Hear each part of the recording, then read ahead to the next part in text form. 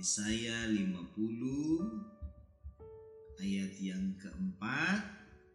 Kita baca ayat ini bersama-sama.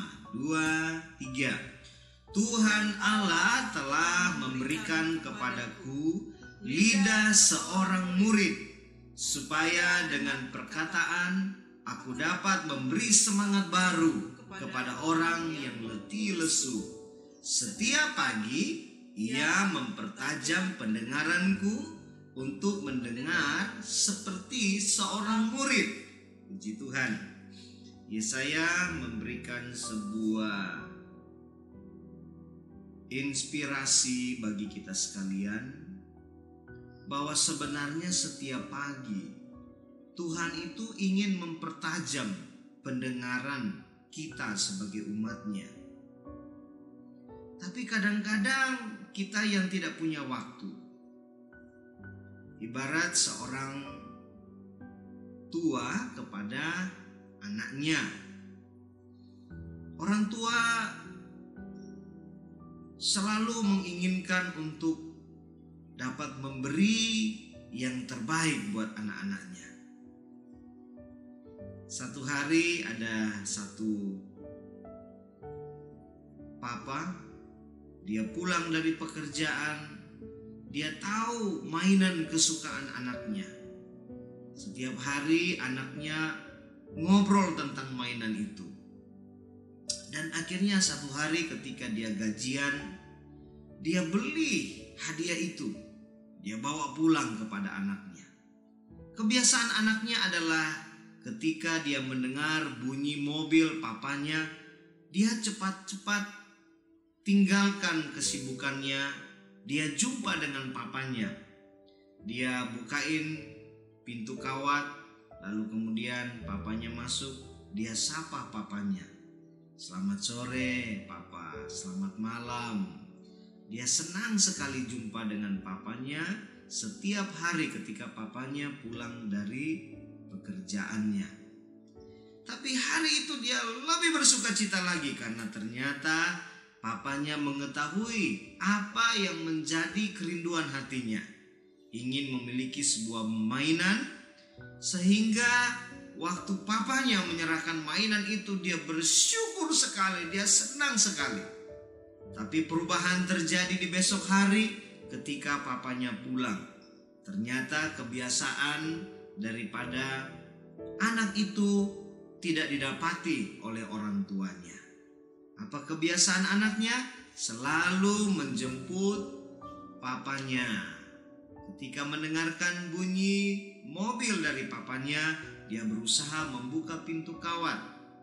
Anak itu lebih kurang baru umur 5 tahun.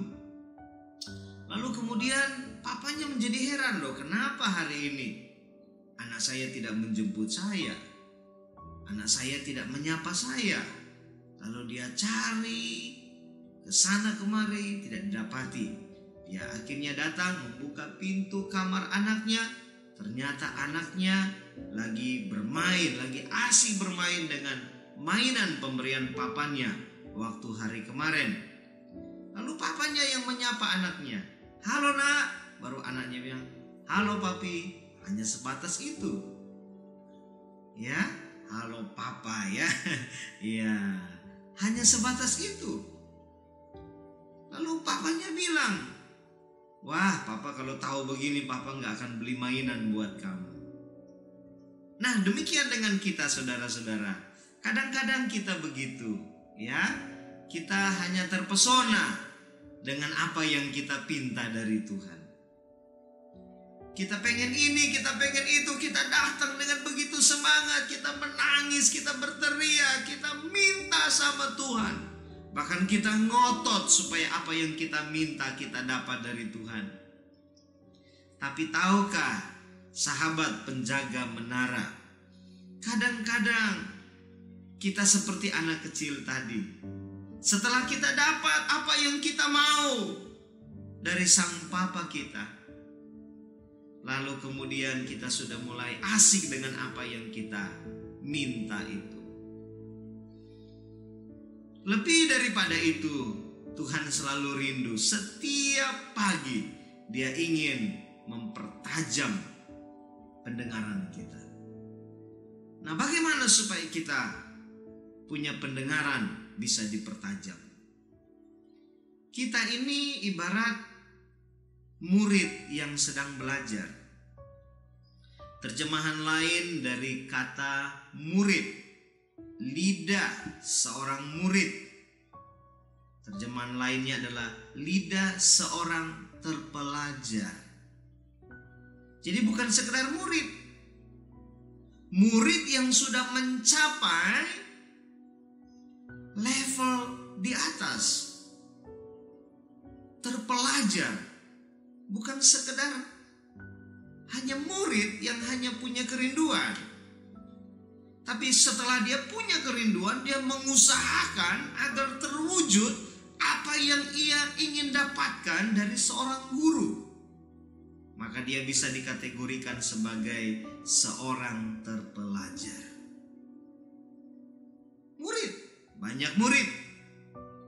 Tapi orang yang terpelajar itu sulit. Murid, semua orang bisa menamakan dirinya murid. Tapi tidak semua orang bisa menjalankan kehidupan sebagai orang yang terpelajar. Orang yang sudah terpelajar sekalipun, yang menurut hukum dia sudah mencapai strata tertentu di dalam dunia pendidikan. Tapi kadang-kadang dalam hidup bermasyarakat kita tidak puas bergaul dengan orang tersebut.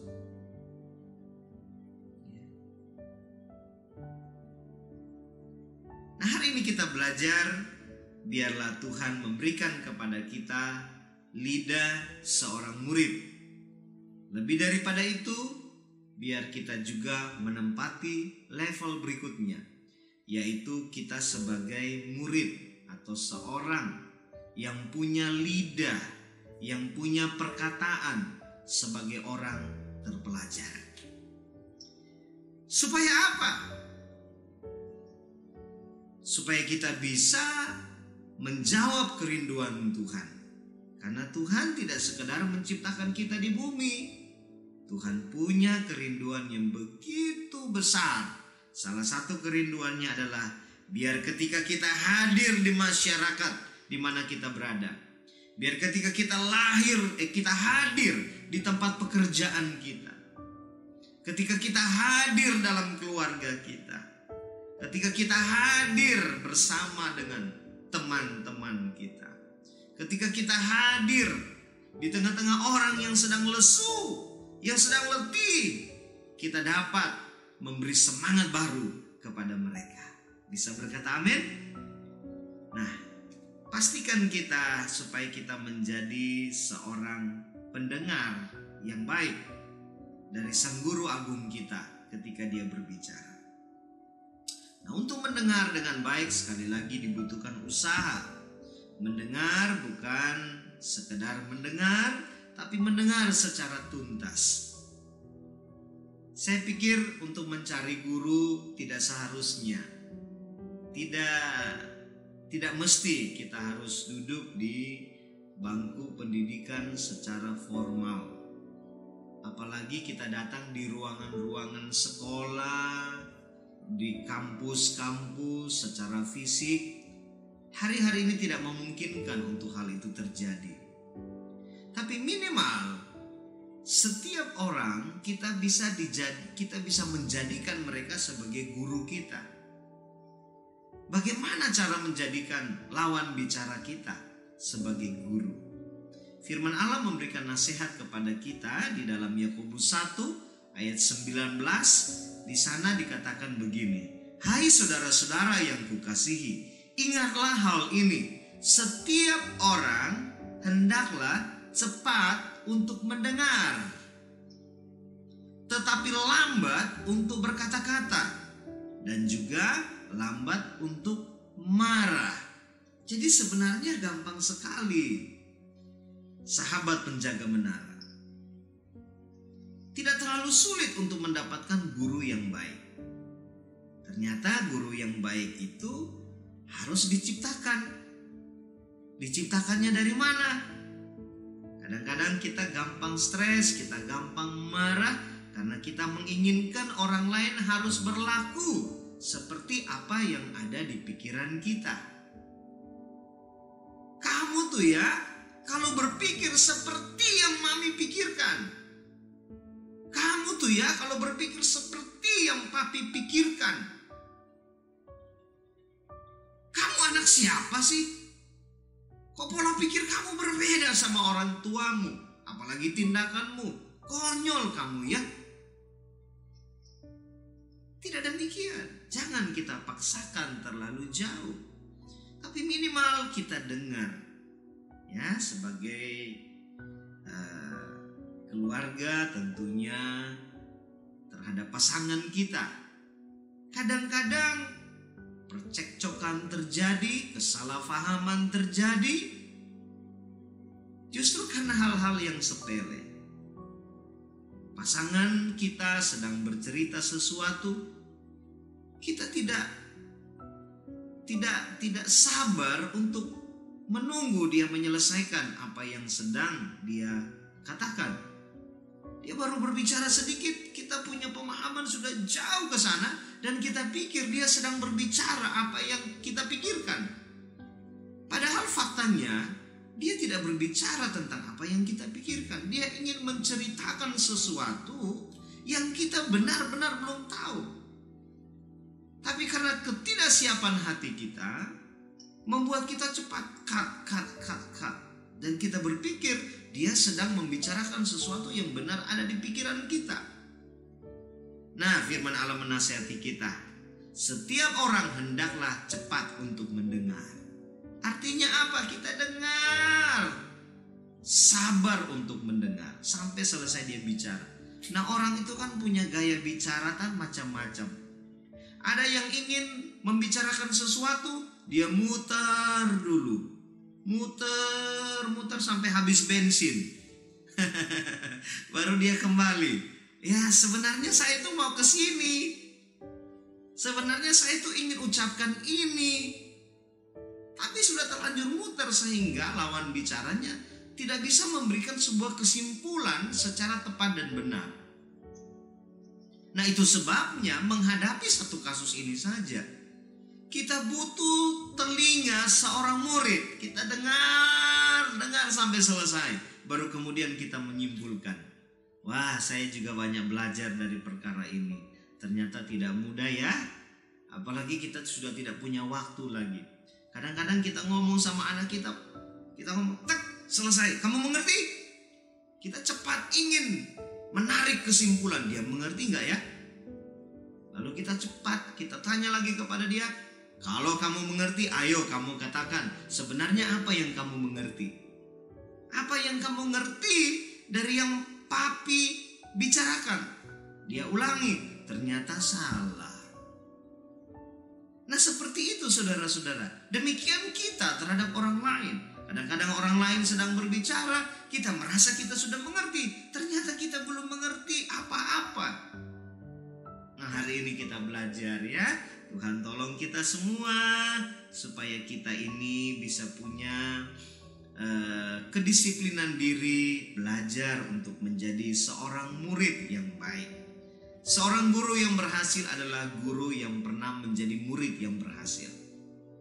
Saya ingat ada satu orang tua ketika dia didatangi oleh guru-guru itu bilang sama dia, "Om, susah sekali ya ngatasi anak-anak di zaman ini."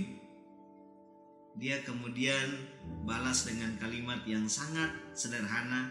Dia bilang, "Kayak kamu aja dulu. Apakah kamu dulu gampang diatur?" Ya, sederhana sekali. Lalu kemudian guru-guru yang muda itu mereka ingat juga ya, iya benar juga ya.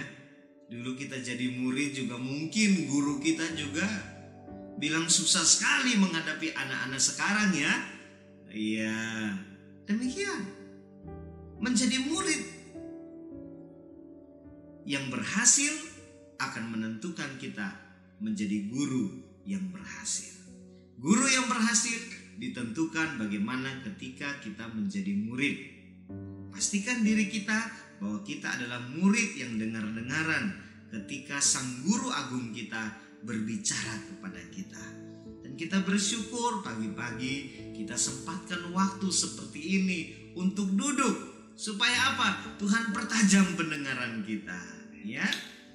Seberapa jauh kita bisa mendengar dari Guru Agung kita bicara akan menentukan sekualitas apa ketika kita harus berbicara. Sehingga ketika kita berbicara, kita bicara tepat sasaran. Kita tidak sekedar ngomong, tapi kita bicara seperti ini karena ada di dalam tuntunan Tuhan. Karena tadinya kita sudah mendengar guru kita bicara. Wah, luar biasa sekali. Saya ingat ada seorang anak, dia datang di ruang sebelum memasuki ruang operasi. Dia datang kepada ibunya. Waktunya sangat-sangat singkat. Dia datang, kemudian dia hanya bilang kepada ibunya, Ibu jangan pikirkan kami yang ada di luar. Kami semua komplit di luar. Ada papi, ada adik saya, keluarga semua kumpul ada di luar. Ibu jangan pikirkan tentang kami. Persiapkanlah diri ini, tetap memuji Tuhan, tetap ada dalam hadirat Tuhan, menyembah Tuhan. Lalu kemudian ibunya dengan tenang bisa mengerti apa yang anaknya katakan, yang rindukan. Lalu anaknya pastikan kepada ibunya, Ibu, apakah ibu sudah siap untuk masuk ke ruang operasi? Ya, sudah siap. Singkat cerita, itulah pertemuan yang terakhir. Dia tidak tahu. Masuk ruang operasi ternyata waktu keluar sudah tidak bernafas lagi. Masuk ruang operasi lalu tembus masuk ke sorga.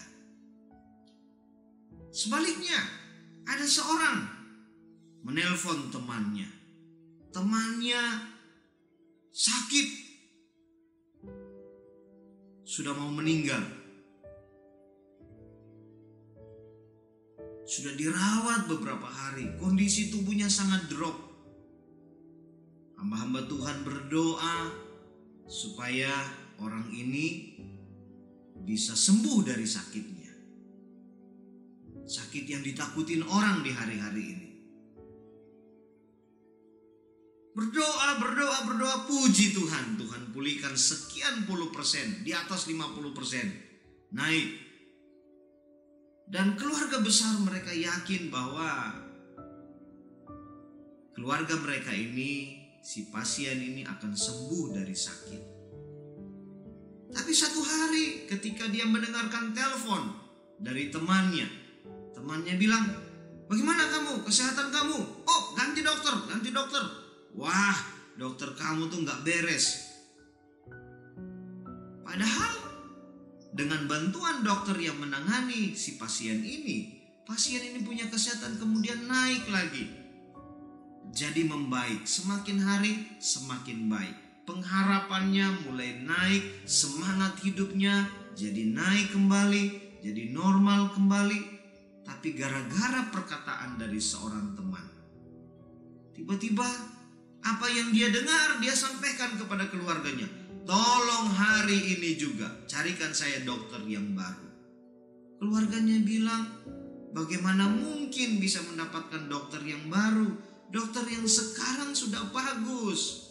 Kenapa kamu tiba-tiba menginginkan dokter yang baru? Mau cari di mana? Kondisi tubuhnya tiba-tiba drastis menurun. Dan di hari itu dia mengakhiri hidupnya. Ya, memang kita tidak tahu hari hidup seseorang sampai kapan. Bahkan hari hidup kita sendiri pun kita belum tahu kapan berakhirnya. Tapi perkataan yang tidak membangun, perkataan yang tidak tepat pada waktunya, justru itu akan menimbulkan kematian bagi orang-orang tertentu. ketakutan yang sangat membuat orang tidak bisa punya pengharapan. Tapi perkataan yang tepat pada waktunya, perkataan yang lahir dari hati seorang yang mau menjadi murid, untuk telinganya dipertajam oleh sang guru. Itulah yang akan membuat perkataannya berguna bagi sekeliling. Kekasih-kekasih Tuhan, hari ini kita akan menjalani hari ini. Pastikan bahwa apa yang akan kita katakan kepada lawan bicara kita bukan sekedar sebuah perkataan. Kita seringkali ngobrol-ngobrol, ngalur ngidul ke sana kemari, kita tidak tahu apa yang kita bicarakan. Tapi hari ini pastikan kita dengar dari Tuhan. Sehingga waktu kita bicara kepada orang lain, kita tidak asal bicara. Yang berikutnya, pastikan ketika kita bicara kita itu ada kualitas. Bagaimana caranya? Dengarkan lawan bicara kita, bicara sampai tuntas. Kita tarik kesimpulan, baru kita ngomong. Jangan langsung kita cut. Kalau langsung kita cut, kita belum memahami apa yang lawan bicara katakan kepada kita. Apalagi dia orang yang baru pertama kali ketemu dengan kita. Sedangkan kepada pasangan kita saja kadang-kadang kita salah mengerti. Amin atau amin? Sedangkan kepada orang rumah kita, satu atap dengan kita, kadang-kadang kita nggak bisa mengerti. Suami kadang-kadang nggak bisa mengerti istri. Istri sudah jelaskan begitu panjang pun dia kagak ngerti. Demikian sebaliknya. Kepada anak-anak kita pun kadang-kadang mereka tidak mengerti dengan apa yang kita ucapkan. Kita orang tua yang sudah banyak pengalaman menjalani hidup ini, kadang-kadang anak-anak kita ngomong sesuatu kita pun nggak mengerti. Tapi kalau kita dengar baik-baik, oh begitu, ya, Papa akan carikan solusinya. Oh oke, Papi, Mami, Oma, Opa akan carikan solusinya. Oh ternyata mau anakmu begini loh. Ternyata mau cucuku begini. Ya. Kenapa? Karena dia bisa punya kemampuan mendengarkan sampai selesai. Nah Tuhan tolong kita, Tuhan berkati kita. Hari ini menjadi hari yang luar biasa karena kita bisa memahami apa yang menjadi mau dari Sang Guru Agung kita. Haleluya, Tuhan berkati kita semua. Haleluya. Puji nama Yesus. Haleluya.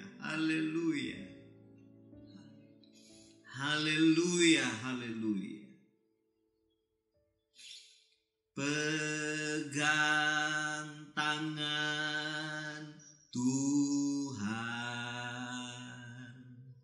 Pegang tangan Tuhan. Pegang tangannya yang beri kemenangan. Pegang tangannya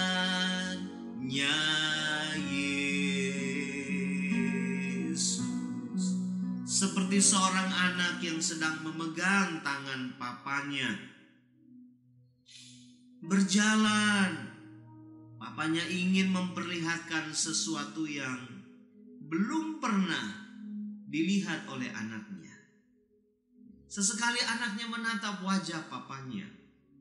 Sesekali papanya berbicara kepada dia.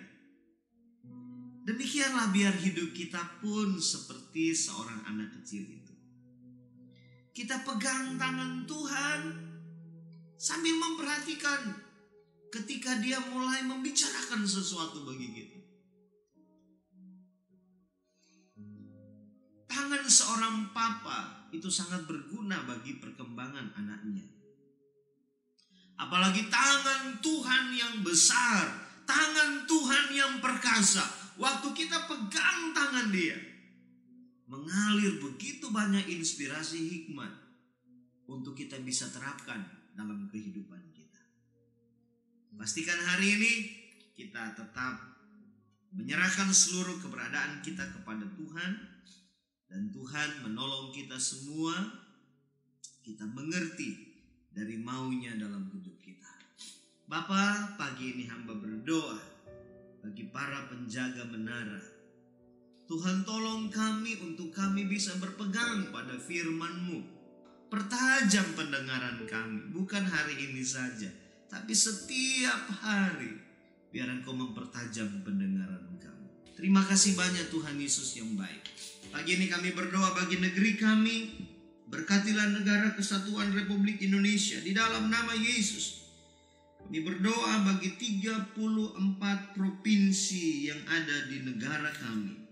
Tuhan berkati Provinsi Nangro Aceh Darussalam, Provinsi Sumatera Utara, Provinsi Sumatera Barat, Provinsi Riau, Provinsi Kepulauan Riau, Jambi, Bengkulu, Sumatera Selatan, Kepulauan Bangka Belitung, Lampung.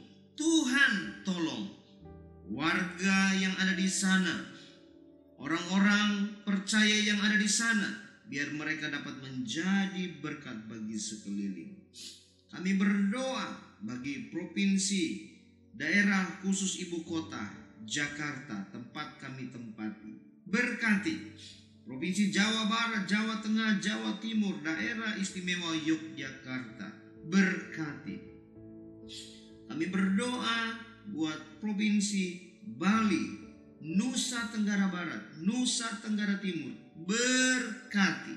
Kami berdoa bagi Provinsi Kalimantan Barat, Kalimantan Selatan, Kalimantan Tengah, Kalimantan Timur, Kalimantan Utara, buat Sulawesi Barat, Sulawesi Selatan, Sulawesi Tenggara, Sulawesi Tengah, Sulawesi Utara, Maluku, Maluku Utara, Papua Barat. 34 provinsi ini kami taruhkan dalam tangan Tuhan.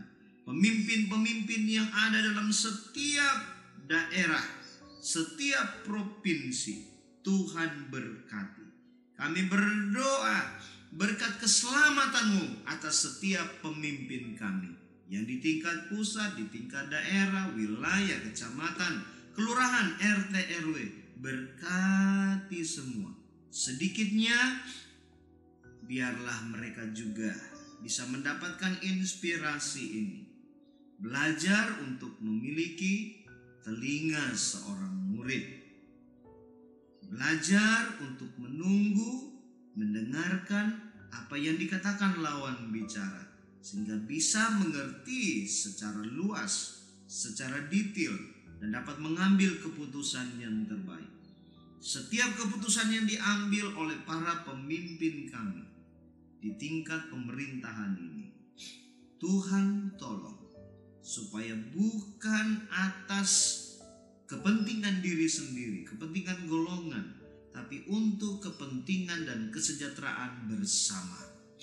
Kami berdoa bagi warga semuanya, berkati keselamatan-Mu atas setiap warga negara Republik Indonesia. Mereka yang sedang sakit, terpapar karena COVID-19 ini, Tuhan hadir bagi mereka. Tuhan jamah mereka. Berikan pengharapan bahwa ada pertolongan di dalam Tuhan Yesus bagi mereka. Pakai orang-orang percaya untuk dapat menjadi alat Tuhan, memberitakan Injil-Mu, kebenaran-Mu kepada semua kami, kepada semua orang yang sedang letih, lesu, biar mereka tidak sekedar mendengar, tapi apa yang mereka dengar itu berasal dari lidah seorang guru agung, dan itu diucapkan oleh seorang murid yang tunduk akan guru agungnya. Terpujilah nama-Mu kekal selama-lamanya. Kami mengucap syukur buat ibadah doa yang diberkati pada pagi hari ini. Kekasih-kekasih Tuhan, terimalah segala kelimpahan berkat dari Allah Bapa, cinta kasih dalam anak laki-laki, persekutuan oleh Roh Kudus, memimpin menyertai kita semua mulai hari ini sampai Maranatha, Tuhan Yesus datang pada kali yang kedua. Terima segala kelimpahan berkat Tuhan di dalam nama Tuhan Yesus Kristus. Haleluya. Amin. Amin. Haleluya. Tuhan memberkati kita semua.